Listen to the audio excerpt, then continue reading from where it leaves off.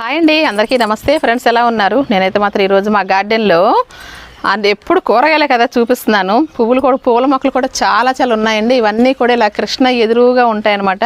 ఈ పూల మొక్కలు హార్వెస్ట్ అయ్యాం కాబట్టి మీకు వీడియో చేయడం మర్చిపోతున్నాను. చూసారు ఎంత బాగున్నాయో, చక్క మందారాలు, అలమండ, ఇక్కడ గులాబీలు చూడండి ఎంత బాగున్నాయో.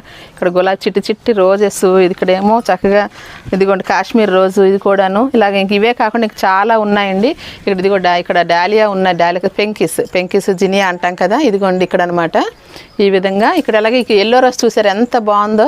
ఇక్కడ కనకాంబరాలు, చిట్టి గులాబీలు, ఇది అన్న కూడా రెయిన్ లిల్లీ. అదే కాకుండా ఈరోజు ఏంటి చెప్పబోతున్నానంటే ఇదిగోండి మా అడేనియం మొక్కలు ఎంత కలర్ఫుల్గా ఒక సింగిల్ ర్యాక్ అయినా కూడా ఎంత అందంగా ఉందో చూడండి. చాలా అందంగా ఉంటుందండి.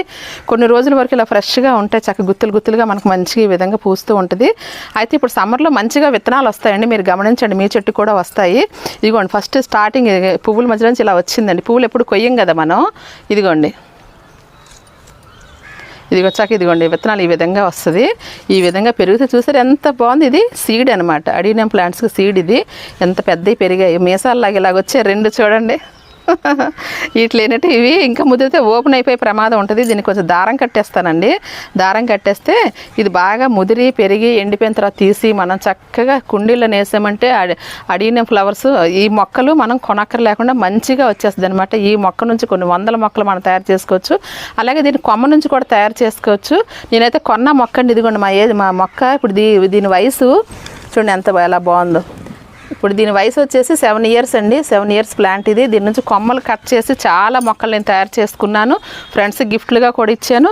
ఇలా సీడ్ నుంచి కూడా తయారు చేసుకోవచ్చు. ఇలా సీడ్స్ వస్తే మాత్రం ఇలా ఓపెన్గా వదిలేకండి. చక్కగా దీన్ని అయితే మాత్రం దారం కట్టి ఉంచండి.